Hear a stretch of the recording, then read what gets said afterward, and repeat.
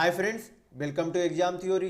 SSC MTS 2019 में total आपके exam 39 शिफ्टों में कराए गए थे, जिसके सारे मैथ के सॉल्यूशन आपको इस चैनल पर देखने को मिलेंगे। आज हम लोग इस वीडियो में 6-8-2019 के शिफ्ट 1 के सारे मैथ के सॉल्यूशन देखने वाले हैं, तो वीडियो के अंत तक जरूर बने रहिएगा। तो अगर आप इस चैनल पर नए हैं तो हमारे चैनल को सब्सक्राइब जरूर कर ले। ये हमारा सोशल मीडिया प्लेटफॉर्म है, आप हमसे यहाँ भी जुड़ सकते हैं। इसके लिंक आपको इस वीडियो के डिस्क्रिप्शन बॉक्स में मिल जाएंगे। और इस वीडियो को अपने दोस्तों के साथ शेयर करना बिल्कुल भी नहीं भूलिएगा। ये जो है टोटल आपके जो है एमटीएस 2019 में जो है आपके इतनी शिफ्टों में एग्जाम कराए गए थे, जिसके 2-8-2019 और 5-8-2019 के सारे शिफ्टों के मैथ के सॉल्यूशन जो है आपको इस चैनल पर करा दिए गए। तो ये सारे वीडियो जो आप हमारे चैनल के प्लेलिस्ट में जाकर देख सकते हैं। आज हम लोग इस वीडियो में 6-8-2019 के शिफ्ट 1 के सारे मैथ के सॉल्यूशन देखने वाले। तो चलिए बढ़ते हैं आज के प्रश्नों की ओर। तो देखेंगे क्वेश्चन नंबर 1। यहाँ पे बोला जा रहा है कि किसी वस्तु को 20% के लाभ पर तथा 18% के हानि पर बेचने पर विक्रय मूल्य का अंतर कितना होता है? 570 रुपये है। तो फिर आगे बोला जा रहा है कि यदि इसे 12% के हानि पर बेचा जाए तो वस्तु का विक्रय मूल्य कितना होगा।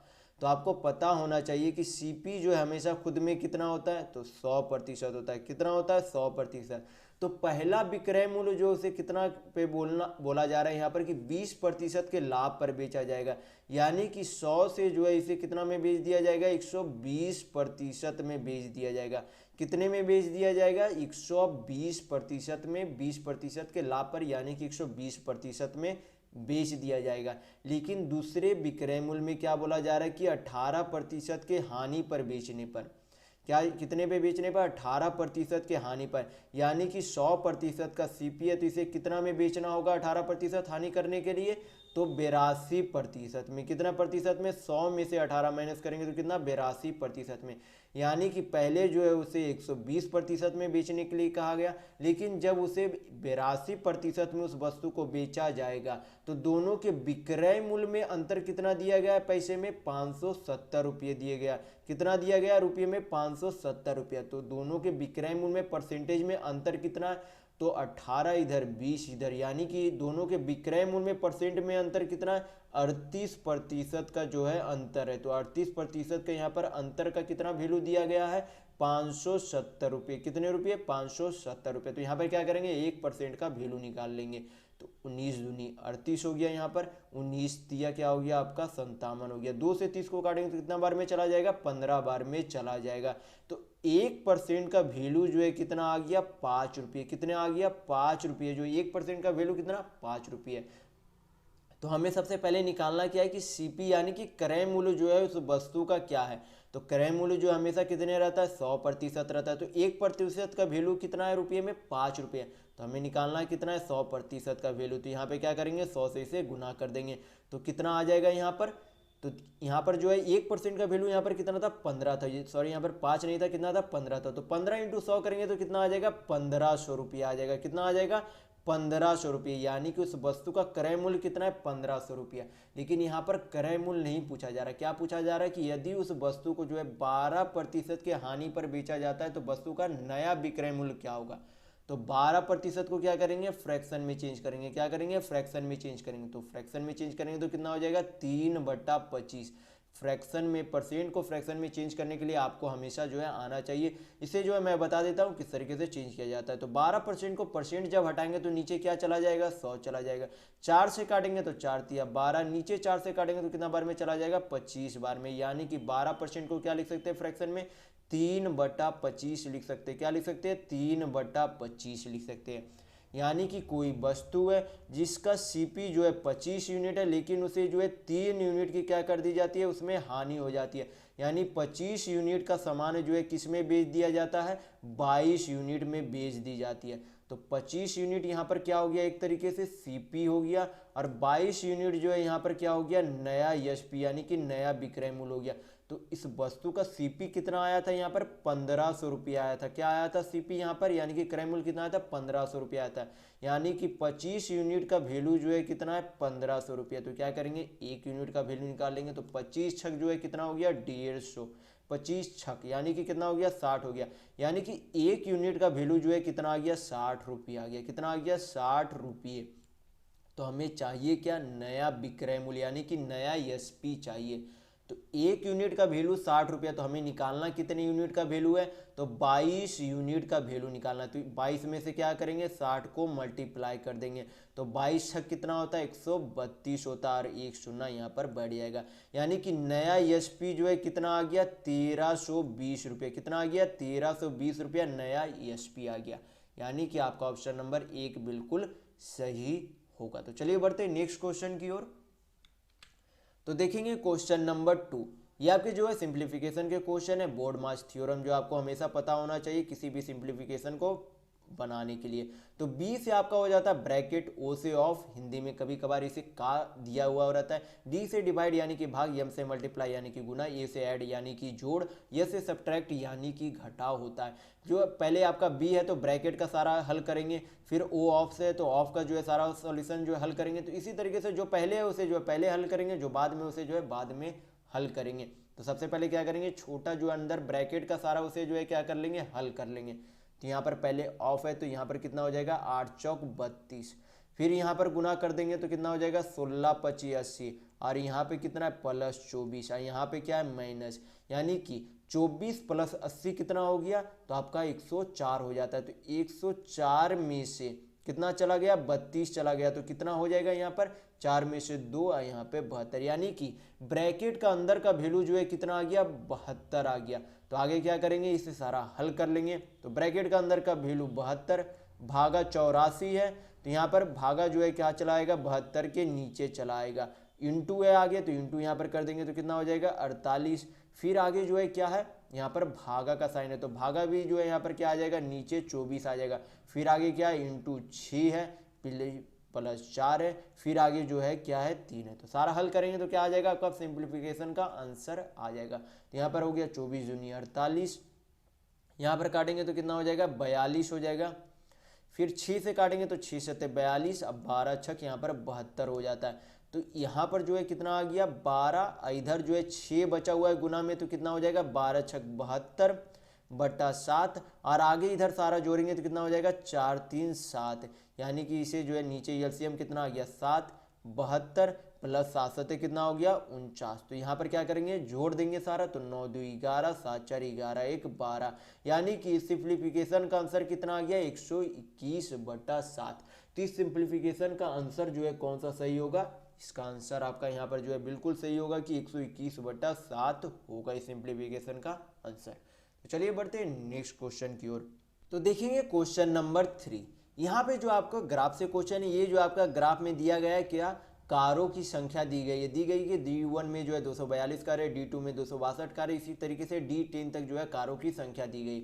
आपसे पूछा क्या जा रहा है यहाँ पर कि पार्किंग क्षेत्र में सभी 10 दिनों में खड़ी कारों की कुल संख्या कितनी है। तो यानी कि टोटल कारों को जो है, जैसे कि D1 में 242 दिया गया, उसी तरीके से जितने कारें दी गई उनका क्या निकालना है, आपको योग निकालना है। तो D1 में जो है कितनी कारों की संख्या है, तो 242 है। D2 में जो है कितना है, तो 262 है।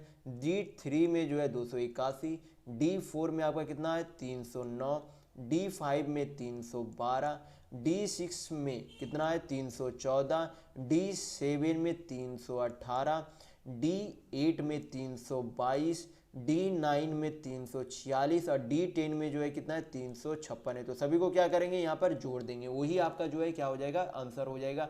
यहाँ पर आपसे पूछा ही जा रहा था कि कारों की कुल संख्या क्या है, तो सभी को क्या करेंगे, यहाँ पर योग निकाल लेंगे।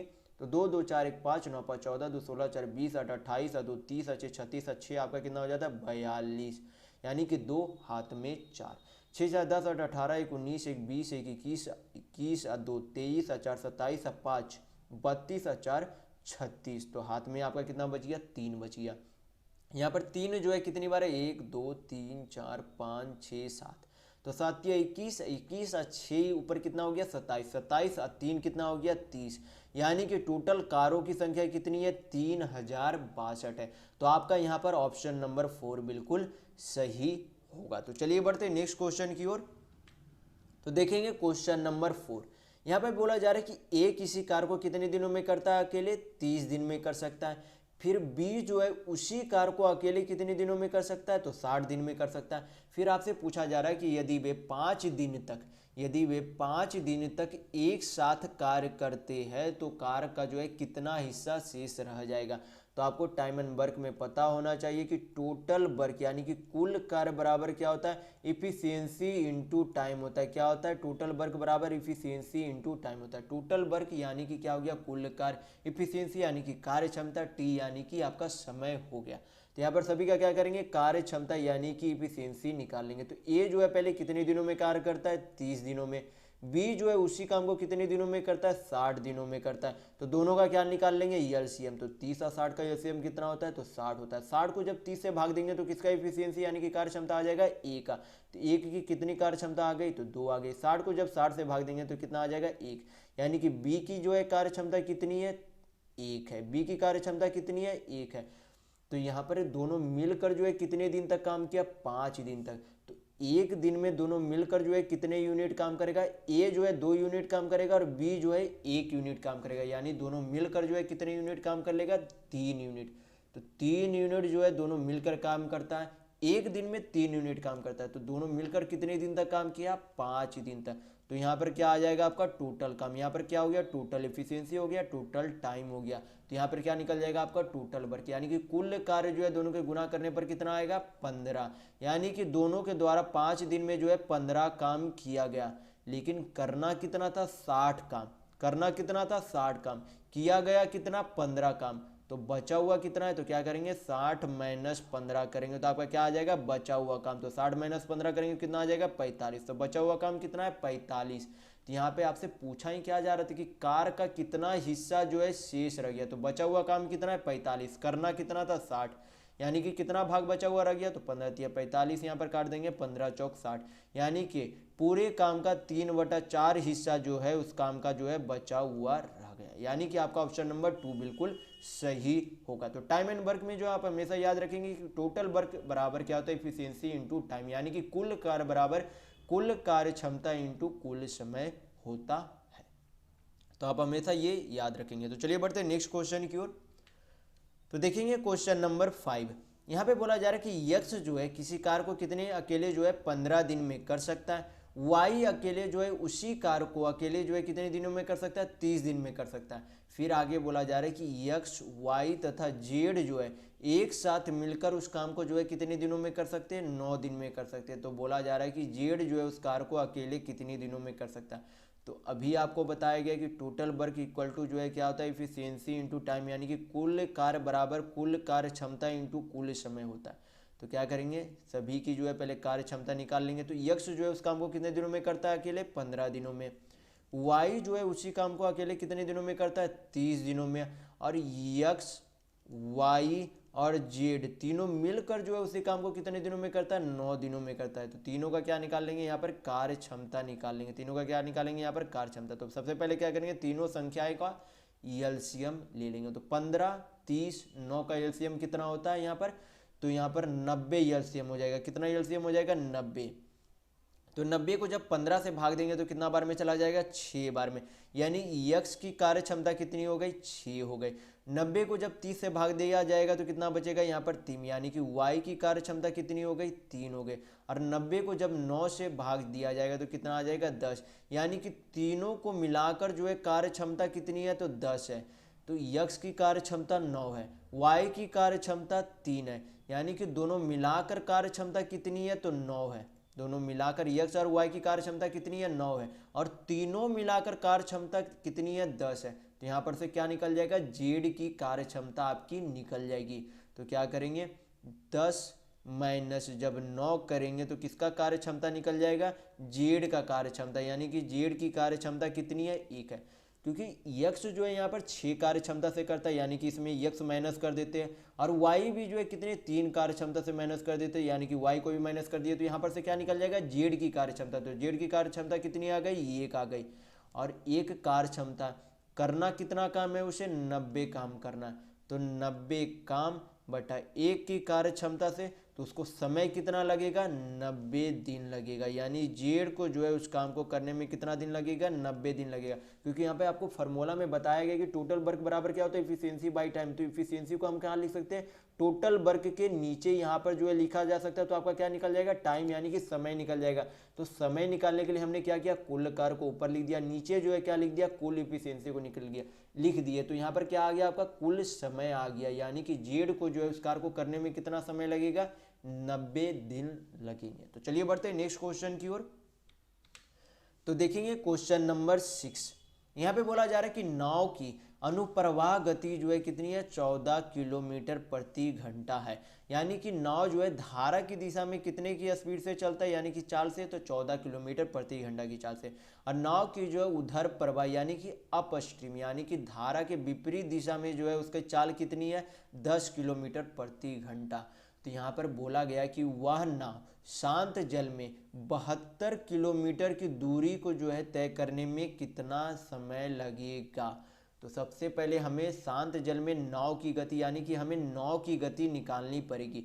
तो नाव की गति निकालने का जो है फॉर्मूला क्या होता है, जो आपका अपस्ट्रीम यानी कि जो आपका धारा की दिशा में जो चाल है और जो धारा के विपरीत दिशा में चाल है, दोनों का योग बटा 2 होता है। यानी कि यहाँ पर कितना हो जाएगा, 14 + 10 बटा 2 होता है। तो नाव की चाल जब भी आपसे पूछी जाए और आपका जो है चाल दिया हुआ रहे कि धारा के दिशा में जाने पर जो है 14 किलोमीटर चाल है, जिस तरीके से यहाँ पर धारा के विपरीत दिशा में यहाँ पर चाल दिया हुआ है, तो दोनों का योग करके क्या करेंगे, बटा 2 कर देंगे। तो यहाँ पर दोनों का योग यहाँ पर करेंगे तो कितना आ जाएगा, 24 बटा 2।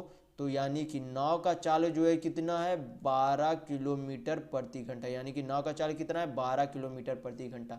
तो आपको जाना कितना है, 72 किलोमीटर जाना है। तो आपको पता होना चाहिए फॉर्मूला कि समय बराबर क्या होता है, समय बराबर दूरी बटा चाल होता है। समय बराबर क्या हो जाता है, दूरी बटा चाल। समय आपका टाइम हो गया, दूरी यानी कि डिस्टेंस, चाल यानी कि स्पीड आपका हो गया। तो समय बराबर क्या होता है, दूरी बटा चाल। हमें निकालना क्या है, समय यानी कि टाइम निकालना है। तो दूरी कितनी दी गई है, 72 किलोमीटर दिया गया। चाल यहाँ पर जो हमें प्राप्त हो गया है कि नाव की चाल जो है कितना है, 12 किलोमीटर है, 12 किलोमीटर प्रति घंटा। नीचे क्या लिख देंगे, 12। 72 को 12 से काटेंगे तो कितना बार में चला जाएगा, 6 बार में चला जाएगा। यानी कि समय जो है कितना आ गया, 6 आवर आ गया। क्या आ गया, 6 आवर। यानी कि उस नाव को जो है 72 किलोमीटर चलने के लिए कितना समय लगेगा, 6 घंटे लगेंगे। यानी कि आपका ऑप्शन नंबर 4 बिल्कुल सही होगा। तो चलिए बढ़ते हैं नेक्स्ट क्वेश्चन की ओर। तो देखेंगे क्वेश्चन नंबर 7। यहाँ पे बोला गया है 14 बच्चों का औसत वजन कितना है, 22 केजी है। फिर आगे बोला जा रहा है यदि अध्यापक का वजन भी जो है उसमें शामिल कर लिया जाता है तो औसत वजन कितना हो जाता है, अब 23 किलोग्राम हो जाता है। पहले औसत वजन कितना था, 22 था। अध्यापक के आने के बाद जो है उसमें औसत वजन कितना हो जाता है, 23 किलोग्राम हो जाता है। तो पूछा जा रहा है कि आपसे कि अध्यापक का वजन कितना है। तो यहाँ पर जो है पहले मैं इसे जो है आपको शॉर्टकट तरीके से बता देता हूँ, फिर आपको जो है बेसिक तरीका से बता दिया जाएगा। तो यहाँ पर जो है सबसे पहले औसत वजन कितना था, 22 किलोग्राम था। यानी कि जो नए अध्यापक आए उनका भी जो है 22 किलोग्राम तो अवश्य ही होगा, क्योंकि यहाँ पर जो उसके आने के बाद जो है अध्यापक के आने के बाद उनका जो है औसतन क्या हो गया, वृद्धि भी हो गई। यानी कि 22 किलोग्राम जो है पहले से औसत वजन था, लेकिन अध्यापक के आने के बाद, तो अध्यापक के आने के बाद जो है टोटल यहाँ पे जो है नंबर ऑफ आदमियों की संख्या कितनी हो जाएगी, 14 बच्चे थे और एक जो है प्रिंसिपल हो गए। यानी कि टोटल आदमियों की संख्या कितनी होगी, 15। और औसत में कितनी वृद्धि होगी, पहले 22 थी, अब जो है औसत कितनी होगी, 23 होगी। यानी कि औसत में कितनी वृद्धि हो गई, 1। यानी कि अध्यापक के आने के बाद टोटल उम्र में वृद्धि कितनी हो गई, तो 15 की जो है वृद्धि हो गई। यानी कि 22 उम्र जो औसत है उसमें क्या करेंगे, 15 को जोड़ देंगे तो आपका क्या निकल जाएगा, नए अध्यापक जो अध्यापक प्रवेश किया स्कूल में उनका जो है क्या निकल जाएगा, उम्र निकल जाएगी। तो यहाँ पर क्या करेंगे, इसे जोड़ देंगे तो कितना आ जाएगा, 37 आ जाएगा। यानी कि जो टीचर जो स्कूल में शामिल हुए उनका जो वजन कितना है, 37 किलोग्राम है। तो यहाँ पर जो आपको शॉर्टकट तरीके से आशा करता हूँ समझ में आ गया होगा। तो यहाँ पर क्या करेंगे, बेसिक तरीके से जो है मैं आपको समझा देता हूँ कि इसे किस तरीके से बनाया जाता है। तो यहाँ पर जो है क्या बोला गया है यहाँ पर कि 14 बच्चों का जो औसत वजन कितना है, 22 किलोग्राम है। तो क्या निकाल लेंगे यहाँ पर, 14 बच्चों का जो है क्या निकाल लेंगे, टोटल जो है कितने किलो के जो है बच्चे हैं। तो यहाँ पर 14 × 22 करेंगे तो 14 दूनी 28, 14 दूनी 28 यानी कि कितना हो जाएगा टोटल 308। फिर यहाँ पर क्या करेंगे, 14 बच्चे पहले थे, एक जो है उसमें प्रिंसिपल शामिल हो गए, यानी कि टोटल आदमियों की संख्या कितनी हो गई, 15 हो गए। तो क्या करेंगे, 15 में अबर जो है नए औसत कितना हो गया, 23 हो गया, यानी कि 15 आदमियों का नया औसत कितना हो गया, 23 हो गया। तो यहाँ पे क्या निकाल लेंगे, 14 बच्चे प्लस एक प्रिंसिपल का टोटल का जो है उम्र का योग यहाँ पर निकल जाएगा। 15 इंटू 23 करेंगे तो 15 दूनी 30, 15 तिया 45, यानी कि टोटल कितना हो गया, 345। तो क्या करेंगे, 345 माइनस 308 करेंगे तो क्या निकल जाएगा, अध्यापक का वजन निकल जाएगा। तो क्या करेंगे, 345 माइनस क्या कर देंगे, 308, तो कितना आ जाएगा, यहाँ पर 7, यहाँ पर 3, यानी कि टीचर जो स्कूल में शामिल हुए उनका जो है वजन कितना है, 37 किलोग्राम है। तो दोनों तरीके से जो आपका आंसर एक ही आएगा। आपके जो है नियम बदलने से आपका आंसर कभी भी नहीं बदलता। तो यहाँ पर जो आपका ऑप्शन नंबर 2 बिल्कुल सही होगा। तो चलिए बढ़ते हैं नेक्स्ट क्वेश्चन की ओर। तो देखेंगे क्वेश्चन नंबर 8। तो यहाँ पर क्वेश्चन में बोला जा रहा है कि 3,000 रुपये की राशि 20% प्रति वर्ष के चक्रवृद्धि ब्याज दर पर निवेश किया जाता है, तो 2 वर्षों का चक्रवृद्धि ब्याज कितना होगा। तो आपसे क्या पूछा जा रहा है, 2 वर्षों का चक्रवृद्धि ब्याज पूछा जा रहा है। तो 20% को क्या करेंगे, फ्रैक्शन में चेंज कर लेंगे। क्या करेंगे, फ्रैक्शन में चेंज करेंगे तो कितना हो जाएगा, 1/5 हो जाएगा। मैं आपको पहले ही बता चुका हूँ कि फ्रैक्शन में किस तरीके से चेंज किया जाता है। तो 20% को जो है फ्रैक्शन में चेंज करेंगे तो कितना हो जाएगा, 1/5 हो जाएगा। यानी कि 5 यूनिट का वैल्यू जो है 1 साल के बाद जो है कितना हो जाता है, 6 हो जाता है। यानी कि 1 साल का कोई राशि है 5 यूनिट, वो जो है दूसरे अगले साल में जो है ब्याज लगाकर कितना हो जाता है, 6 यूनिट हो जाता है। फिर अगले साल में यहाँ पर समय कितना दिया गया, 2 वर्ष, इसे जो है क्या करेंगे, 2 बार दोहराएंगे। यानी कि अगले साल भी 5 यूनिट की राशि जो है कितनी हो जाती है, 6 हो जाती है। यानी कि इधर जो आप गुना करेंगे तो आपका क्या रहेगा, प्रिंसिपल यानी कि मूलधन होगा, और इधर जो गुना करेंगे वो आपका क्या होगा, मिश्र धन यानी कि अमाउंट होगा। तो यहाँ पर क्या करेंगे, 5 × 5 = 25, आपका ये क्या है, मूलधन है। और 6 × 36 ये आपका क्या है, मिश्र धन है। तो आपका मूलधन क्या दिया गया है, यहाँ पर 3,000 दिया गया है। तो 25 यूनिट बराबर जो आपका कितना वैल्यू है, 30,000 रुपये। कितना वैल्यू है, 30, सॉरी यहाँ पर 3,000 है, 30,000 नहीं है, यहाँ पर कितना है, 3,000 है। तो 25 से जो है यहाँ पर क्या निकाल देंगे, काटेंगे तो 1 यूनिट का वैल्यू निकल जाएगा। किसका वैल्यू निकल जाएगा, 1 यूनिट का। तो 25 से काटते हैं तो 25 एक बार में, फिर 5 बचा, यानी कि 25 दूनी 50, 120, यानी कि 1 यूनिट का वैल्यू कितना, 120 रुपया। तो प्रिंसिपल आपका 25 यूनिट है, अमाउंट यानी कि मिश्र धन आपका कितना, 36 यूनिट है। तो ब्याज आपका यहाँ पर से निकल जाएगा कि कितने यूनिट जो है ब्याज लगा है। आपसे यहाँ पर पूछा क्या जा रहा था, साधारण ब्याज पूछा जा रहा था। तो क्या करेंगे, ब्याज निकालने के लिए यानी कि कंपाउंड इंटरेस्ट बराबर किया जाता है अमाउंट यानी कि मिश्र धन माइनस मूलधन किया जाता है। तो अमाउंट यहाँ पर कितने है, 36 यूनिट है। प्रिंसिपल यानी कि मूलधन कितना है, 25 यूनिट है। दोनों का अंतर कितना हो गया यहाँ पर, 6 × 5 = 11, यानी 11 यूनिट जो है क्या मिलता है, चक्रवृद्धि ब्याज मिलता है। तो 1 यूनिट का वैल्यू कितना यहाँ पर, 120 रुपये है। तो हमें निकालना कितने यूनिट का वैल्यू है, 11 यूनिट का वैल्यू निकालना। यानी कि क्या कर देंगे, 120 × 11 करेंगे तो आपका क्या निकल जाएगा, चक्रवृद्धि ब्याज निकल जाएगा। तो 120 × 11 करेंगे तो कितना आ जाएगा, 132 पे 1 शून्य, यानी कि 1,320 रुपया जो है क्या बन जाएगा, चक्रवृद्धि ब्याज बन जाएगा। यानी कि आपका ऑप्शन नंबर 4 बिल्कुल सही होगा। तो चलिए बढ़ते हैं नेक्स्ट क्वेश्चन की ओर। तो देखेंगे क्वेश्चन नंबर 9। यहाँ पे बोला जा रहा है कि किसी बेलन सिलेंडर का वक्र पृष्ठ क्षेत्रफल कितना दिया गया, 25,344 सेंटीमीटर स्क्वायर दिया गया। फिर आगे बोला गया कि उसकी ऊंचाई यानी कि उसी बेलन की ऊंचाई जो है कितनी सेंटीमीटर है, 32 सेंटीमीटर है। फिर बोला जा रहा है, आपसे पूछा जा रहा है कि उस बेलन का आयतन कितना है जिसकी धरीता दिए गए बेलन सिलेंडर का आयतन का कितना गुना है, π/2 792 गुनी है। तो सबसे पहले आपको पता होना चाहिए कि सिलेंडर यानी कि बेलन का वक्र पृष्ठ क्षेत्रफल का जो है फॉर्मूला क्या होता है, यानी कि लेटरल सरफेस एरिया का जो है फॉर्मूला क्या होता है, आपका 2πr/h होता है। तो हमें निकालना क्या है, r निकालना है, क्योंकि ऊंचाई दी गई है और कुल वक्र पृष्ठ क्षेत्रफल दिया गया है। तो सबसे पहले हम लोग क्या करेंगे, r यानी कि त्रिज्या निकालेंगे, किसके, बेलन का। बेलन का जो है क्या निकालेंगे, त्रिज्या निकालेंगे। तो सारा यहाँ पर जो है क्या करेंगे, पुट करेंगे 2 × 22/7, पाई को जो है 22/7 लिख सकते हैं।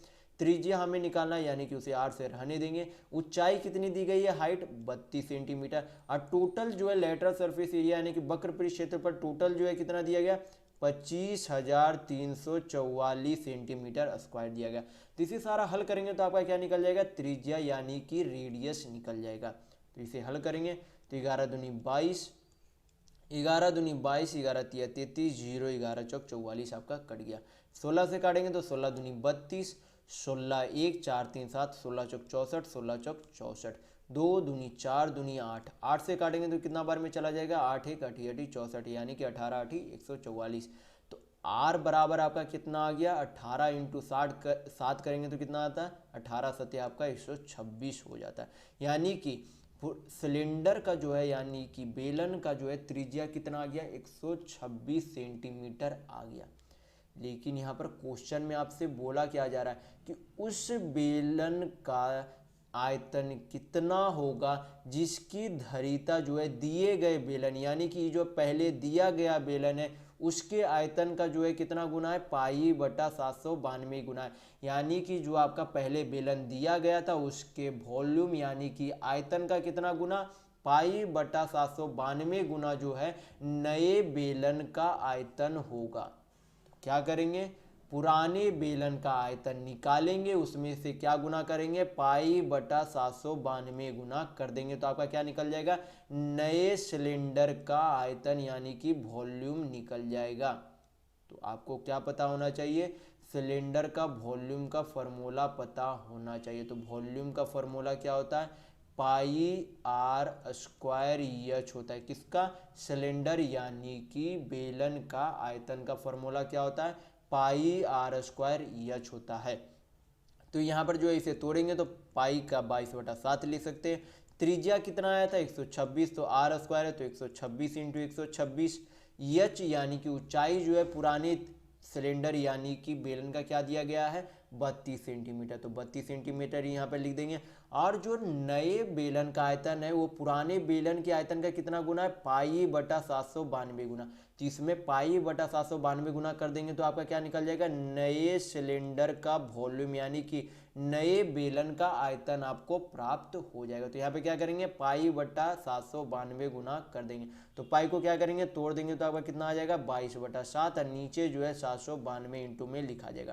तो इसे हल करेंगे तो आपके नए बेलन का आयतन निकल जाएगा। तो हल करते हैं तो 7 से 126 को काटेंगे कितना बार में चला जाएगा, 7 1 सती 56 यानी कि 18 बार में। 7 से इसे भी जो है 18 बार में काट देंगे। फिर यहाँ पर काटेंगे तो 11 दूनी 22, 11 सत्ते 77, 11 दूनी 22 बार में चला गया। फिर यहाँ पर काटेंगे तो 18 चौक 72, 4 बार में चला गया। 2 से काटेंगे तो 2 दूनी 4 हो गया, और इधर से 2 से काटेंगे तो कितना बार में चला जाएगा, 11 बार में चला जाएगा। यानी कि 11 बचा हुआ, यहाँ पर 18 बचा हुआ और यहाँ पर 32 बचा हुआ। यानी कि 11 इंटू 18 इंटू 32 करेंगे तो आपका नए सिलेंडर यानी कि नए बेलन का आयतन प्राप्त हो जाएगा। तो यहाँ पर गुना करेंगे तो यहाँ पर कितना हो जाता है, 18 तिया 54 और 18 तिया 54 और 18 दूनी 36 यानी कि टोटल कितना हो गया, 576। 576 गुने 11 करेंगे तो 576, यहाँ पर 576, 6 7 6 13, हाथ में 7 5 12 1 13, 5 1 6, यानी कि आपके नए बेलन का आयतन कितना आ गया, 6336 सेंटीमीटर स्क्वायर आ जाता है। कितना, 6336 सेंटीमीटर स्क्वायर आपका जो है नए सिलेंडर का आयतन यानी कि वॉल्यूम होगा। तो आशा करता हूँ आपको ये क्वेश्चन जो है समझ में आ गया होगा। अगर नहीं समझ में आया तो इसे जो है दोबारा पीछे जाकर जो है दोबारा रिपीट करके देखिए तो आपको जो है आसानी से जो है समझ में आ जाएगा। नहीं आया समझ में तो 1-2 बार रिपीट करके देखिए, जरूर आपको समझ में आ जाएगा। और आपको जो है ये 2 फार्मूला जो हमेशा ध्यान रखना है आपको जो है बेलन में कि लेटरल सरफेस एरिया यानी कि वक्र पृष्ठ क्षेत्रफल का फार्मूला क्या होता है, 2πrh, और इसका वॉल्यूम यानी कि आयतन का फार्मूला क्या होता है, पाई r स्क्वायर एच होता है। तो चलिए बढ़ते हैं नेक्स्ट क्वेश्चन की ओर। तो देखेंगे क्वेश्चन नंबर 10। यहाँ पर देखेंगे, यहाँ पर आपको ग्राफ दिया गया, ग्राफ में क्या दिया गया है, कारों की संख्या दी गई है। तो यहाँ पर आपसे पूछा क्या जा रहा है कि D10 में खड़ी कारों की संख्या D1 में खड़ी कारों की संख्या से कितने प्रतिशत अधिक है। तो D10 में जो है कितना कार है, तो D10 में कारों की संख्या जो है कितनी है, 356 है, और D1 में जो है कारों की संख्या कितनी है, 242 है। तो कितना अधिक है D10 में, तो दोनों को माइनस करेंगे तो कितना आ जाएगा 4, यहाँ पर 1, यहाँ पर 1, यानी कि 114 कार्य जो है D10 में अधिक है किससे, D1 से। तो यहाँ पर परसेंटेज पूछा जा रहा है, क्या पूछा जा रहा है, कितना अधिक है। तो अधिक जो है यहाँ पर निकालना किससे कि D1 से जो है कितना प्रतिशत अधिक है। तो D1 पर जो है यहाँ पर पूछा जा रहा है परसेंटेज निकालने के लिए, तो D1 को नीचे लिख देंगे, परसेंट में चेंज करने के लिए 100 से मल्टीप्लाई कर देंगे, जिसे हल करेंगे तो आपका क्या आ जाएगा, यहाँ पर परसेंट आ जाएगा कि कितने प्रतिशत अधिक है। तो 2 से यहाँ पर काटेंगे, 5 दूनी 10, 2 सते 14, यहाँ पर 12 दूनी 24, 121, तो 121 को जो है किससे भाग देंगे, 5700 से, किससे 5700 से भाग देंगे।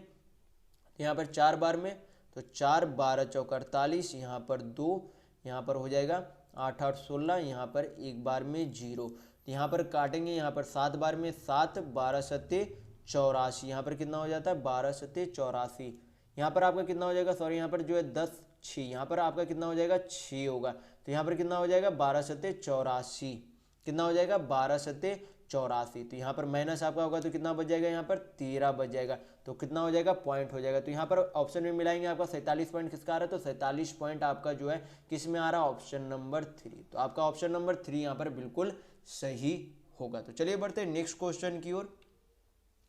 तो देखेंगे क्वेश्चन नंबर 11।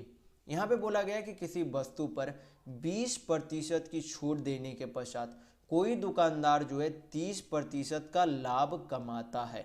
तो आपसे पूछा जा रहा है कि अंकित मूल्य जो है लागत मूल्य से का जो है कितना प्रतिशत है, यानी अंकित मूल्य जो है लागत मूल्य का कितना प्रतिशत है। तो आपसे सीधा पूछा जा रहा है कि अंकित मूल्य जो है कितने प्रतिशत है, कि अंकित मूल्य आपका कितने प्रतिशत है। तो आपको हमेशा जो है पता होना चाहिए, मैं भी काफ़ी बार जो है पहले वाले वीडियो में बता चुका हूँ, सीपी जो है खुद में कितना होता है 100% होता है। कितना होता है खुद में 100% होता है। उसे जो है क्या बोला गया कि 30% लाभ कमाता है बेचने पर, यानी कि 100% का सामान 30% का लाभ कमाएगा तो उसे बेचना कितने में पड़ेगा 130% में। कितने में बेचना पड़ेगा 130%। तो यानी कि एसपी जो है कितना हो जाएगा, यानी कि विक्रय मूल्य कितना हो जाएगा 130% हो जाएगा। लेकिन आगे क्या बोला गया 130% यानी कि 30% लाभ कमाने से पहले कोई मूल्य जो है उस पर अंकित की गई थी और उस पर क्या किया गया 20% का छूट दिया गया था। तो यहाँ पर मार्क्ड प्राइस जो है क्या मान लेंगे, यहाँ पर यक्स मान लेते, क्या मान लेते, यक्स मान लेते। अब 20% को जो है क्या करेंगे फ्रैक्शन में चेंज करेंगे, तो फ्रैक्शन में चेंज करेंगे तो कितना हो जाएगा 1/5। मैं आपको पहले ही बता चुका हूँ फ्रैक्शन में किस तरीके से चेंज किया जाता है। तो यहाँ पर 20% को क्या लिख सकते हैं फ्रैक्शन में, यहाँ पर 1/5 लिख सकते हैं।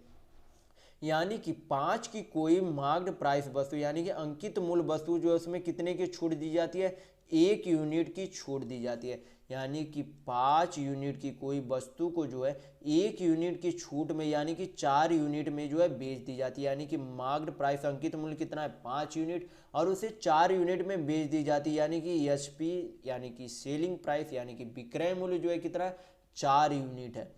तो यहाँ पे परसेंट में जो है टोटल परसेंट एसपी का कितना आया था 130%। यहाँ पर एसपी यूनिट में कितना है 4 यूनिट, यानी कि 4 यूनिट बराबर जो है कितना है 130% के बराबर है। तो 1 यूनिट बराबर कितना हो जाएगा 130 बटा कितना हो जाएगा 4 हो जाएगा।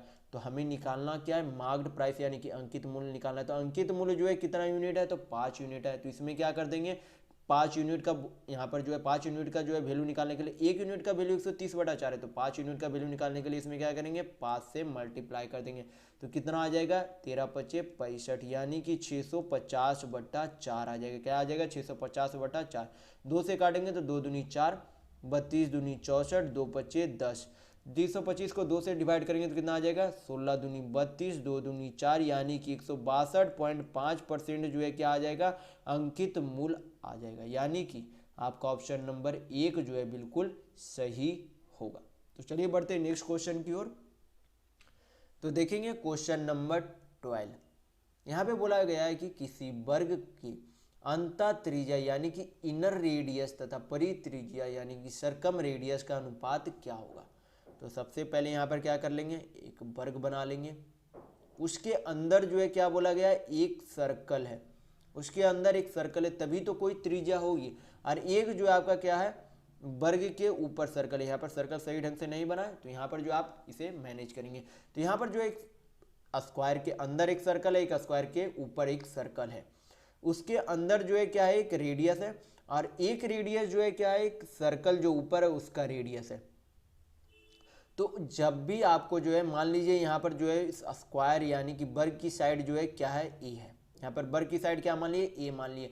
तो जब भी आपके वर्ग के अंदर कोई सर्किल बनाई जाएगी और तो उसका रेडियस पूछा जाएगा, तो क्या हो जाता है, रेडियस जो होता है साइड का आधा होता है। क्या होता है, साइड का आधा होता है, यानी कि इनर रेडियस जो है क्या हो जाएगा, a/2 हो जाएगा, यानी कि अंतः त्रिज्या क्या हो जाएगी स्क्वायर का, a/2। तो आपको हमेशा ध्यान रखना है कि वर्ग के अंदर जब सर्किल बने और उसका अंतः त्रिज्या पूछा जाए तो उसके साइड का यानी कि वर्ग के साइड यानी कि भुजा का जो है क्या हो जाता है, आधा हो जाता है। लेकिन जब उसकी जो है परित्रिज्या यानी कि जब उसके परित्रिज्या पूछी जाए तो उस वर्ग के डायगोनल के आधा जो है क्या हो जाती है, त्रिज्या हो जाती है उसके परित्रिज्या। तो आपका इसका जो है क्या करना पड़ेगा, यहाँ पर डायगोनल निकालना पड़ेगा। तो साइड ए है तो डायगोनल निकालने के लिए क्या करते हैं, √2 इंटू साइड करते हैं। क्या करते हैं, √2 इंटू साइड करते हैं। तो डायगोनल क्या हो जाएगा, √2a हो जाएगा। तो इसका रेडियस क्या हो जाएगा, तो रेडियस अभी आपको बताया गया कि टोटल डायगोनल यहाँ पर क्या हो गया, इसका एक तरह से डायमीटर हो गया। तो रेडियस क्या हो जाएगा, डायगोनल का आधा, यानी कि परित्रिज्या का जो है रेडियस क्या हो जाएगा, √2a/2। तो ये क्या हो गया आपकी ये आपके अंतः त्रिज्या, और ये आपकी जो है क्या है, परित्रिज्या यानी कि सर्कम रेडियस है। तो इसे जो हल करेंगे तो आपका दोनों का अनुपात निकल जाएगा। तो 2 से 2 जो है चला गया, ए से ए चला गया।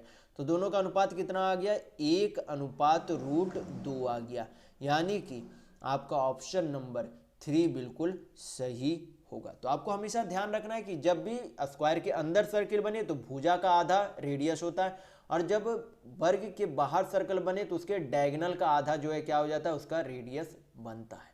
तो चलिए बढ़ते हैं नेक्स्ट क्वेश्चन की ओर। देखिए क्वेश्चन नंबर 13। यहाँ पे बोला जा रहा है आपके क्वेश्चन में कि एक कार 24 मिनट में 18 किलोमीटर की दूरी तय कर सकती है। फिर आगे बोला गया है कि बस की गति जो है कार की गति की क्या है, दोगुनी है। तो हमें सबसे पहले किसकी गति निकालनी पड़ेगी, कार की जो है गति यानी कि कार की स्पीड निकालनी पड़ेगी। तो सबसे पहले आपको फॉर्मूला पता होना चाहिए कि चाल बराबर क्या होता है, आपका दूरी बटा समय होता है। क्या होता है, चाल बराबर दूरी बटा समय होता है। तो ये फॉर्मूला जो आप हमेशा टाइम एंड डिस्टेंस में याद रखेंगे, चाल बराबर क्या होता है, दूरी बटा समय होता है। तो क्या करेंगे, कार की चाल यानी कि कार का स्पीड निकालने के लिए दूरी को ऊपर रखेंगे। तो दूरी कितनी दी गई है कार द्वारा ट्रैवल करने के लिए, 18 किलोमीटर। समय कितना दिया गया, तो 24 मिनट दिया गया। लेकिन यहाँ पर दूरी जो है किस में दी गई है, किलोमीटर में। समय यहाँ पर क्या दिया गया, मिनट में दिया गया। तो मिनट को क्या करेंगे, हमेशा घंटा में चेंज कर देंगे, क्योंकि आपकी दूरी अगर किलोमीटर में हो तो समय को किस में चेंज कर देंगे, घंटा में चेंज करेंगे। तो 24 मिनट को घंटा में चेंज करने के लिए क्या करेंगे, 60 से डिवाइड कर देंगे। तो इसे हल करने के लिए क्या करेंगे, ऊपर में 18, 60 जो आपका नीचे वो कहाँ चला जाएगा, ऊपर की ओर चला जाएगा। नीचे क्या बचेगा, यहाँ पर 24 हो जाएगा। तो इसे हल करेंगे तो 6 चौक 24, ऊपर में 6 तिया 18, 4 से 60 को काटेंगे तो कितना बार में चला जाएगा, 15 बार में चला जाएगा। यानी कि कार की गति जो है कितनी आ जाएगी, 15 तिया 45 किलोमीटर प्रति घंटा जो है किसकी स्पीड हो जाएगी, आपके कार की स्पीड। तो यहाँ पे क्या बोला जा रहा है, बस की गति जो है कार की गति का दोगुना है। यानी कि बस की गति जो है क्या बोला जा रहा है, बस का स्पीड जो है किसके, कार की स्पीड का दोगुना। यानी कि कार अगर 45 किलोमीटर प्रति घंटा चलती है तो बस कितने चलेगी, 45 दूनी 90 किलोमीटर प्रति घंटा। कितने स्पीड हो जाएगी बस की, 90 किलोमीटर प्रति घंटा। तो यहाँ पे आपसे पूछा क्या जा रहा है, आपसे पूछा जा रहा है कि बस 135 किलोमीटर की दूरी कितने मिनट में तय कर सकती है।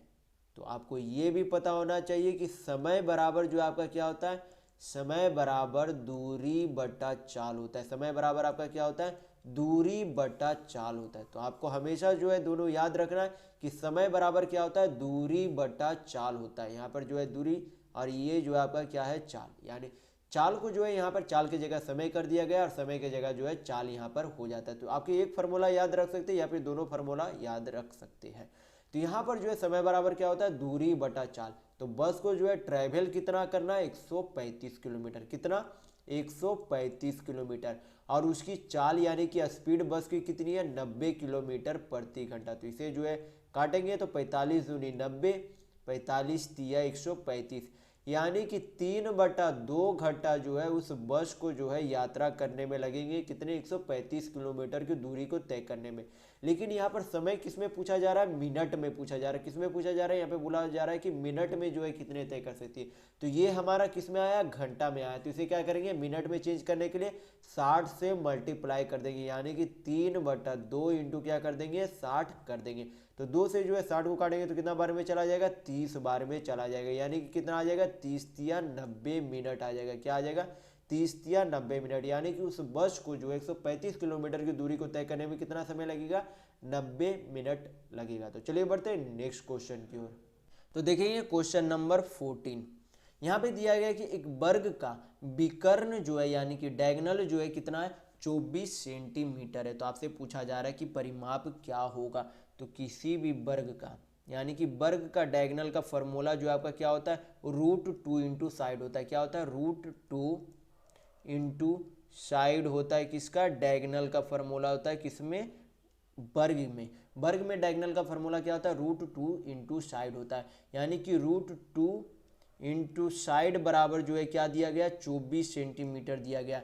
तो साइड क्या हो जाएगा, साइड जो आपका हो जाएगा 12√2 हो जाएगा। साइड आपका क्या हो जाएगा 12√2, क्योंकि 24 को जो है क्या लिख सकते हैं 12 इंटू 2 लिख सकते हैं, और √2 से जब 2 को काटेंगे तो क्या बचेगा, √2 बचेगा, यानी कि साइड आपका क्या बचेगा 12√2 बचेगा। तो आपसे पूछा क्या जा रहा है, परिमाप पूछा जा रहा है। तो परिमाप का फॉर्मूला क्या होता है, 4 इंटू साइड होता है। क्या होता है 4 इंटू साइड, या फिर आप बोल सकते हैं एक साइड निकल गया तो चारों साइड का योग क्या बनता है, वर्ग की परिमाप बनती है, या फिर आप इसे 4 इंटू साइड भी बोल सकते हैं, इसका फॉर्मूला होता है। तो साइड कितना दिया गया है 12√2 दिया गया। तो 4 साइड निकालने के लिए क्या करेंगे, यानी कि परिमाप निकालने के लिए क्या करेंगे 4 से गुना कर देंगे, तो क्या निकल जाएगा पेरीमीटर, यानी कि परिमाप निकल जाएगा। तो कितना हो जाएगा 12 चौक 48 √2 किसका परिमाप हो जाएगा, वर्ग का। तो आपका ऑप्शन नंबर 1 बिल्कुल सही होगा। तो चलिए बढ़ते हैं नेक्स्ट क्वेश्चन की ओर। तो देखेंगे क्वेश्चन नंबर 15। यहाँ पर बोला गया कि ए जो है बी से 15% अधिक है। फिर आपसे पूछा गया कि बी ए से कितना प्रतिशत कम है। तो पहले जो है बोला क्या गया कि ए जो है बी से कितना अधिक है, 15% अधिक है, यानी कि बी मान लीजिए 100% है, ए जो है कितना हो जाएगा 115% हो जाएगा। दोनों को जो है अनुपात में चेंज करेंगे तो कितना हो जाएगा, यहाँ पर 23 हो जाएगा, ये पास से काटेंगे तो अब 20 25 100 ये हो जाएगा, यानी ए और बी का अनुपात कितना हो गया 23:20 हो गया। तो यहाँ पर बोला जा रहा है बी जो है ए से कितने प्रतिशत कम है। तो कम कितना है 3 कम है। किससे कम यहाँ पर बोला जा रहा है, ए से कितने प्रतिशत कम है। तो नीचे क्या लिखेंगे ए लिखेंगे, परसेंट में चेंज करने के लिए किससे गुणा करेंगे 100 से मल्टीप्लाई करेंगे, यानी कि 300/23 से जो है क्या करना है 300 को 23 से डिवाइड करेंगे तो आपका क्या निकल जाएगा, प्रतिशत कमी निकल जाएगी। तो 23 आपका 1/7 यानी कि 23 तिया 69, फिर 0.04 आपका क्या आ जाएगा परसेंट में आंसर आ जाएगा, यानी कि आपका ऑप्शन नंबर 4 बिल्कुल सही होगा। तो चलिए बढ़ते हैं नेक्स्ट क्वेश्चन की ओर। तो देखेंगे क्वेश्चन नंबर 16। यहाँ पर x प्लस वाई का वैल्यू कितना दिया गया है 52 दिया गया है, x माइनस वाई का वैल्यू कितना दिया गया है 20 दिया गया है, x और y का जो है मान पूछा गया है। तो ये जो है बहुत आसान प्रश्न है, इसे जो है आसानी से आप हल कर सकते हैं। यहाँ पर जो है क्या बोला गया है x प्लस वाई कितना दिया गया था पहले शुरुआत में 52, x माइनस वाई कितना दिया गया था 20। इसे हल करेंगे तो y plus y minus y क्या हो जाएगा कट जाएगा, x 2x हो गया, 52 और 20 जो है कितना हो जाएगा 72 जोड़ेंगे तो 2 से 72 को काटेंगे कितना बार में 36 बार में चला जाएगा, यानी कि x का वैल्यू कितना आ गया 36। तो x का वैल्यू किसी एक इक्वेशन में क्या करेंगे पुट कर देंगे, जैसे कि यहाँ पर y का वैल्यू x का वैल्यू जो है क्या पुट कर देंगे यहाँ पर 36 पुट कर दिए, तो 36 जो है इधर की ओर चला जाएगा, यानी कि 52 माइनस 36 करेंगे तो क्या निकल जाएगा y का वैल्यू निकल जाएगा। तो 52 माइनस 36 करेंगे तो कितना आ जाएगा 4 उधर आपका 12 4 16 आ जाएगा। यहाँ पे आपसे पूछा क्या जा रहा है कि x और y का अनुपात क्या होगा। तो x का वैल्यू कितना है 36 अनुपात y का वैल्यू कितना है 16, दोनों को क्या करेंगे 4 से कट रहा है तो 4 से काट देंगे, 4 × 36 4 × 16, यानी कि x और y का जो है कितना अनुपात हो गया 9:4। यानी कि आपका ऑप्शन नंबर 1 बिल्कुल सही होगा। तो चलिए बढ़ते हैं नेक्स्ट क्वेश्चन की ओर। तो देखेंगे क्वेश्चन नंबर 17। यहाँ पे बोला गया है कि किसी वस्तु का लागत मूल्य यानी कि सीपी जो है क्रय मूल्य कितना दिया गया, 1800 रुपया। फिर बोला जा रहा है यदि लाभ जो है 32% है तो विक्रय मूल्य कितना है। तो 32% को सबसे पहले क्या करेंगे, फ्रैक्शन में चेंज कर देंगे। किस में चेंज कर देंगे, फ्रैक्शन में चेंज करेंगे। तो कितना आ जाएगा, यहाँ पर ऊपर में 8 और नीचे में जो है कितना आ जाएगा, 25 आ जाएगा। यानी कि 25 यूनिट का कोई वस्तु जो है 8 यूनिट के लाभ में बेच दिया गया।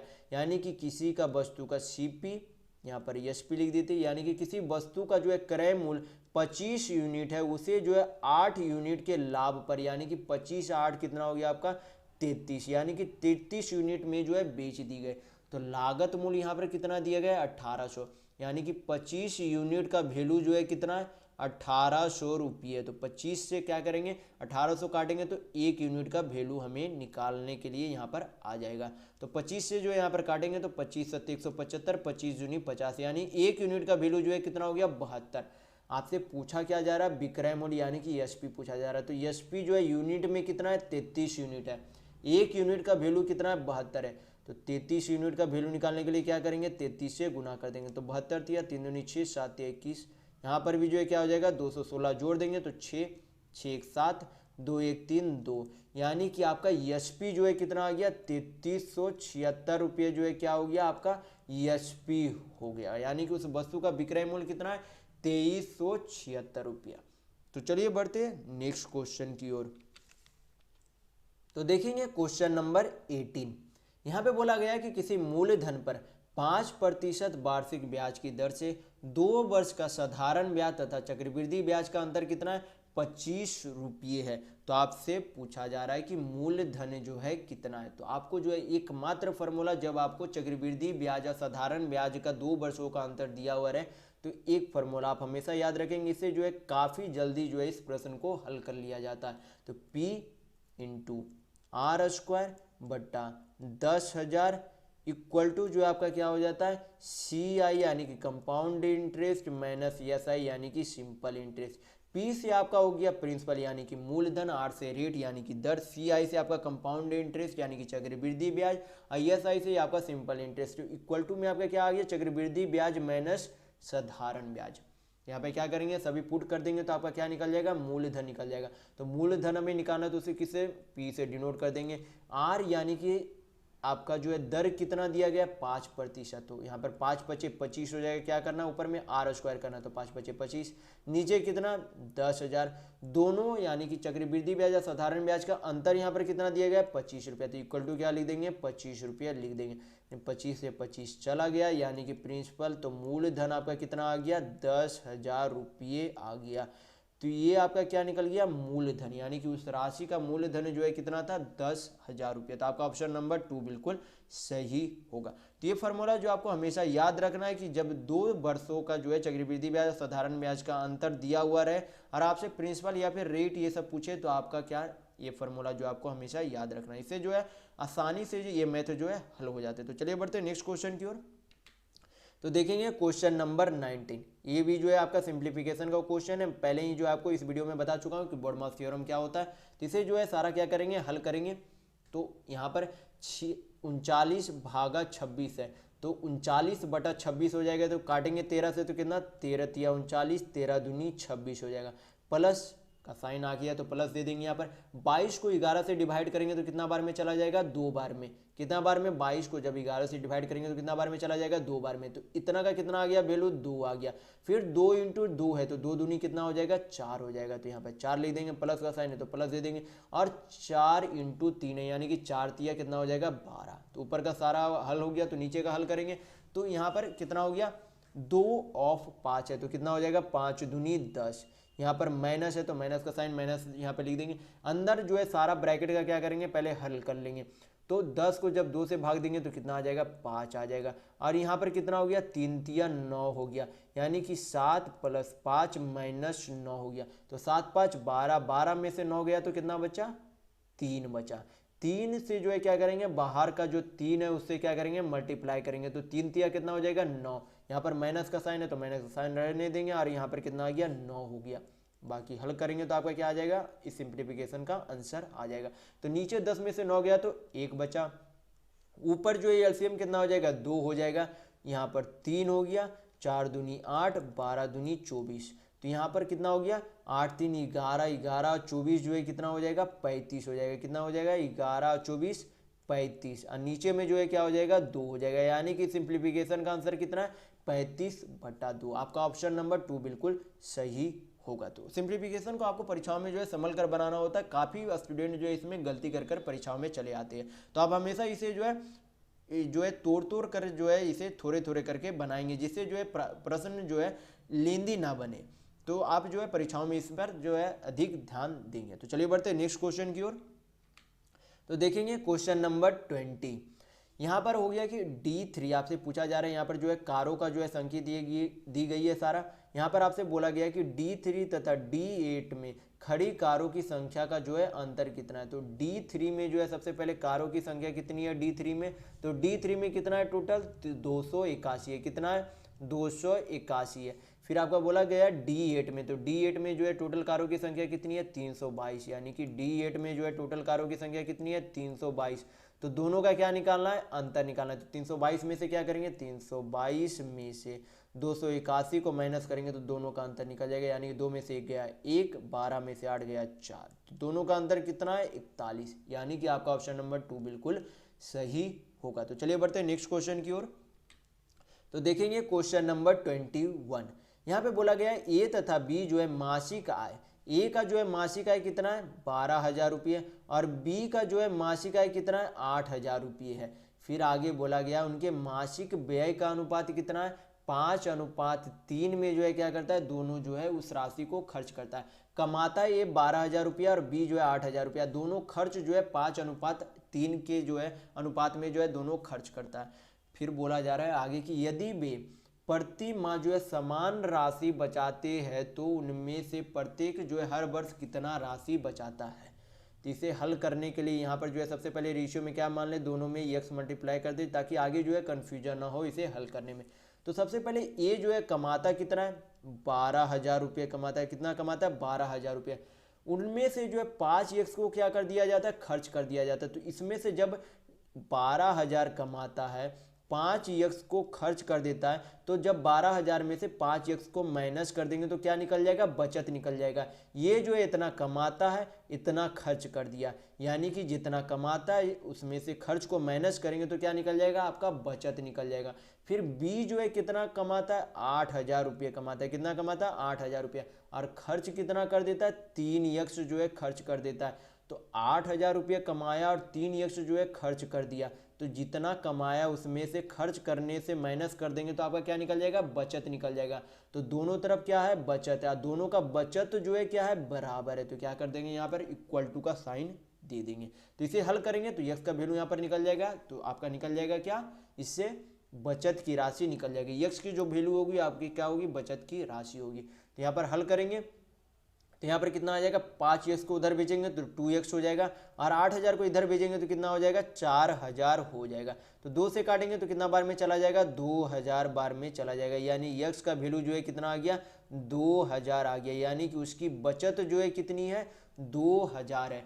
2,000 यहाँ पर जो है एक तरीके से बचत नहीं है, ये यहाँ पर क्या है, बचत नहीं है। यहाँ पर जो है यक्स का वैल्यू आया, यहाँ पर क्या आया आपका, यक्स का वैल्यू आया। तो यहाँ पर यक्स में जब मल्टीप्लाई करेंगे, यहाँ पर जो है यक्स में, यानी कि यक्स में जो है 5 को मल्टीप्लाई करेंगे तो कितना आ जाएगा, 10,000।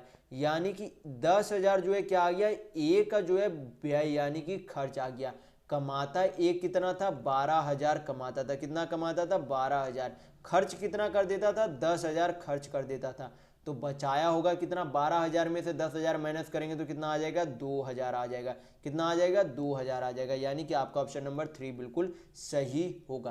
तो यहाँ पर भी 2,000 आ रहा है, यहाँ पर भी 2,000 आ रहा है, लेकिन यहाँ पर जो आपका 2,000 जो है क्या है, बचत नहीं है। यहाँ पर जो है 2,000 किसका आया था, यहाँ पर यक्स का वैल्यू आया था, जो कि यहाँ पर यक्स में गुना करने पर आपका क्या आ जाता है, टोटल व्यय आ जाता है। तो टोटल राजस्व यानी कि कमाई में से क्या करेंगे, टोटल व्यय को माइनस करेंगे तो आपका क्या निकल जाएगा, बचत निकल जाएगा। तो आपका ऑप्शन नंबर यहाँ पर 3 बिल्कुल सही होगा। तो चलिए बढ़ते हैं नेक्स्ट क्वेश्चन की ओर। तो देखेंगे क्वेश्चन नंबर 22। यहाँ पर जो है टोटल आपके जो है छक्कों की संख्या दी गई है यहाँ पर, और बल्लेबाजों की संख्या दी गई है। यहाँ पर दिया गया है कि 2 बल्लेबाज जो है 1 छक्का मारते हैं, 3 बल्लेबाज जो है 2 छक्का मारते हैं, 1 बल्लेबाज 3 छक्का मारता है, 3 बल्लेबाज 4 छक्का मारता है, 2 बल्लेबाज जो है 5 छक्का मारता है। तो यहाँ पर आपसे पूछा क्या जा रहा है कि छक्कों की जो है संख्या की माध्यिका कितनी है। आपसे पूछा क्या जा रहा है कि छक्कों की संख्या की माध्यिका कितनी है। तो माध्यिका निकालने का मतलब क्या होता है कि बीच की संख्या। तो सबसे पहले क्या करेंगे, एक छक्का जो है कै बल्लेबाज मारता है, 2 बल्लेबाज मारता है, यानी कि एक जो है कितने बार, 2 बार हो गया। 2 छक्के जो है कितने बल्लेबाज मारता है, 3 बार मारता है, 3 बल्लेबाज मारता है, यानी कि 2 छक्के जो है कितने बार हो गए, 3 बार हो गए। फिर 3 छक्का जो है कितने बल्लेबाज मारते हैं, तो 1 बल्लेबाज मारते हैं, यानी कि 3 एक बार हो गया। 4 छक्का जो है कितने बल्लेबाज मारता है, तो 3 बल्लेबाज मारते हैं, तो 4 छक्का 3 बल्लेबाज, तो 4 को 3 बार लिख देंगे। और 5 छक्का जो है 2 बल्लेबाज मारते हैं, तो यहाँ पर 5 को 2 बार लिख देंगे। तो माध्यिका निकालने के लिए क्या किया जाता है, बीच के संख्याओं को यहाँ पर लिया जाता है। तो टोटल संख्याएं यहाँ पर कितनी है, तो 3 2 5 1 6, और इधर भी जो है यहाँ पर टोटल जो है इधर आपका क्या है 5 है, इधर भी आपका टोटल 5 है। तो बीच की संख्या यहाँ पर कौन सी हो गई, 3, यानी कि इस संख्या का माध्यिका जो है कितना हो जाएगा, 3, यानी कि आपका ऑप्शन नंबर 4 बिल्कुल सही होगा। तो माध्यिका जो है इस तरीके से असेंडिंग ऑर्डर में जो आपको क्या होना है, करना होता है, दर्शा देना होता है, और उसके बाद जो आपको बीच की संख्याएं जो होती है वो आपकी क्या होती है, माध्यिका यानी कि मीडियन होता है। तो चलिए बढ़ते हैं नेक्स्ट क्वेश्चन की ओर। तो देखेंगे क्वेश्चन नंबर 23। यहाँ पर बोला क्या गया है, 3 गो जो है संख्याएं दी गई है फ्रैक्शन में, उसका पूछा जा रहा है कि महत्तम समावर्तक क्या होगा। तो जब आपको इस तरीके से फ्रैक्शन में दिया हुआ नंबर रहे, महत्तम समावर्तक पूछे, तो ऊपर के सारे संख्या को क्या करे, ऊपर के सारे संख्या का क्या ले ले, HCF यानी कि महत्तम ले ले, क्या ले ले, महत्तम ले ले। तो 7 21 49 का हमें जो यहाँ पर साफ HCF दिख रहा है कि तीनों का HCF कितना है, 7 है। कितना है यहाँ पर, 7 तीनों का HCF दिख रहा है, क्योंकि 7 जो है 7 का 7 गुणज यहाँ पर बनता है, 21 भी जो है 7 का गुणज है, और 49 में भी जो है 7 का गुणज है, यानी कि HCF जो है तीनों में क्या है, 7 है। और नीचे वाली जो संख्या रहेगी उसका क्या ले लेंगे, LCM यानी कि लघुत्तम समावर्तक ले लेंगे। क्या ले लेंगे, लघुत्तम ले लेंगे। तो 16 32 और 8 का LCM जो है कितना बनता है, तो 32 LCM बनता है। कितना LCM बनता है, 32 LCM बनता है। इसे जो है आप इसे जो है हल करना चाहेंगे तो इस तरीके से 2 पे पावर 4 इसे लिख सकते हैं। 2 पे पावर 4 इंटू 2 4 16 दूनी 32, यानी कि 2 पे पावर 5 हो जाएगा, और 2 पे पावर 3। तो तीनों में जो LCM लेंगे सबसे बड़ी वाली संख्या, यानी 2 पे पावर 5 जो है क्या हो जाएगा, LCM हो जाएगा, यानी कि 32 जो है क्या हो जाएगा, LCM हो जाएगा। तो इस तरीके से आप जो है इसे हल कर सकते हैं LCM निकालने के लिए। तो इसका जो है महत्तम समावर्तक पूरी संख्या को क्या हो गया, 7/32 हो गया, यानी कि आपका ऑप्शन नंबर 4 बिल्कुल सही होगा। तो जब आपको महत्तम समावर्तक निकालने के लिए बोले तो ऊपर का सारा महत्तम ले ले और नीचे का क्या ले ले, LCM ले ले। और जब आपको LCM यानी कि लघुत्तम समावर्तक निकालने के लिए बोला जाए तो ऊपर का क्या ले ले, LCM यानी कि लघुत्तम ले ले, और नीचे का महत्तम यानी कि HCF ले लेंगे। तो चलिए बढ़ते हैं नेक्स्ट क्वेश्चन की ओर। तो देखेंगे क्वेश्चन नंबर 24। यहाँ पे दिया गया है कि x + y + z का मान जो है टोटल कितना है, 360 है, तथा x अनुपात y अनुपात z अनुपात का जो है यहाँ पर वैल्यू कितना दिया गया है, 4:3:2 दिया गया है। आपसे पूछा गया है कि y + z - x का जो है मान क्या होगा। तो सबसे पहले क्या कर लेंगे, सभी जो है यूनिट में वैल्यू दिया गया है। x का कितना यूनिट वैल्यू है, 4 यूनिट, y का 3 यूनिट और z का जो है 2 यूनिट वैल्यू है, यानी कि टोटल यूनिट में वैल्यू कितना है, तो 4 3 7 2 9, और तीनों का जो है योग कितना है, तो 360 है, यानी कि यहाँ से क्या निकल जाएगा, 1 यूनिट का वैल्यू निकल जाएगा। कितने का वैल्यू निकल जाएगा, 1 यूनिट का वैल्यू। तो 360 को क्या करेंगे, 9 से काटेंगे तो कितना बार में चला जाएगा, 9 चौक 36, यानी कि 40 बार में चला जाएगा। यहाँ पे पूछा क्या जा रहा है कि y + z - x क्या होगा। तो y + z क्या करेंगे, यहाँ पर यूनिट में पहले वैल्यू देख लेते कि y + z क्या है, 3 2 5 है, यानी कि y + z जो है यूनिट में वैल्यू कितना है, 3 2 5, और x जो है यूनिट में वैल्यू कितना है, 4 है, यानी कि 5 - 4। तो पूछा क्या जा रहा है, 5 - 4 जो है 1 यूनिट। तो 1 यूनिट का वैल्यू जो है पहले से यहाँ पर क्या निकला, 40, यानी कि y + z - x का वैल्यू कितना होगा, 40 होगा। तो चलिए बढ़ते हैं नेक्स्ट क्वेश्चन की ओर। तो देखेंगे क्वेश्चन नंबर 25। यहाँ पर दिया गया है P और Q, Q और R R तथा P का जो औसत कितना दिया गया 13, 14 और 12 दिया गया। आपसे पूछा जा रहा है कि Q का आयु कितनी होगी, यानी कि P प्लस Q का क्या निकाल लेंगे, पहले योग निकाल लेंगे। P और Q का औसत कितना दिया गया 13 दिया गया, नंबर ऑफ संख्या कितना है 2 है, तो 2 से मल्टीप्लाई करेंगे 13 को तो क्या निकल जाएगा P प्लस Q का वैल्यू, यानी कि P प्लस Q का योग निकल जाएगा। तो P प्लस Q का जो है योग कितना है 13 दूनी 26 है। फिर आगे जो उसी तरीके से करेंगे तो Q प्लस R, दो संख्याएं हैं तो 14 में 2 से मल्टीप्लाई करेंगे तो क्या निकल जाएगा Q प्लस R, यानी कि Q और R का योग निकल जाएगा तो 14 दूनी 28 हो जाएगा। फिर आगे करेंगे R प्लस P तो कितना हो जाएगा 12 दूनी 24 हो जाएगा। इसमें भी क्या करेंगे 2 से मल्टीप्लाई कर देंगे, दो नंबर ऑफ संख्या कितनी है 2 है, तो यहाँ पर सभी को जोड़ेंगे तो यहाँ पर जो है 2P हो जाएगा, यहाँ पर जो है पूरा जोड़ने पर क्या हो जाएगा 2P, 2Q, 2R बनता, और इधर जोड़ेंगे तो 6 4 10 8 18, 2 3 6 1 7, तो 2 से यहाँ पर काट देंगे तो कितना बार में चला जाएगा 39 बार में, यानी कि P plus Q plus R जो है टोटल कितना है 39 है। हमें पूछा क्या जा रहा है, Q की आयु पूछी जा रही है। तो सबसे पहले देखेंगे Q जो है किसमें नहीं है, Q जो है इसमें नहीं है, तो जब PQR में से R प्लस P को जो है माइनस करेंगे तो आपका क्या निकल जाएगा Q का वैल्यू निकल जाएगा। किसका वैल्यू निकल जाएगा, Q का वैल्यू निकल जाएगा। जब P plus Q plus R में से R माइनस P करेंगे तो क्या निकल जाएगा, P जो है R जो है आपका कट जाएगा, यानी कि Q का वैल्यू निकल जाएगा। तो क्या करेंगे इधर भी जो है 39 माइनस क्या कर देंगे 24 कर देंगे, तो कितना आ जाएगा यहाँ पर 5 और 1, यानी कि Q का जो है उम्र कितना है तो 15 वर्ष है, यानी कि आपका ऑप्शन नंबर 3 बिल्कुल सही होगा। तो चलिए इस वीडियो में बस इतना ही। अगर आपको ये वीडियो पसंद आया तो लाइक कीजिएगा, नए हैं तो चैनल को सब्सक्राइब जरूर कर लीजिएगा। ये हमारा सोशल मीडिया प्लेटफॉर्म है, आप हमसे यहाँ भी जुड़ सकते हैं, इसके लिंक आपको इस वीडियो के डिस्क्रिप्शन बॉक्स में मिल जाएंगे। और इस वीडियो को अपने दोस्तों के साथ शेयर करना बिल्कुल भी नहीं भूलिएगा। तो इस वीडियो में बस इतना ही, मिलते हैं अगले वीडियो में, तब तक के लिए धन्यवाद।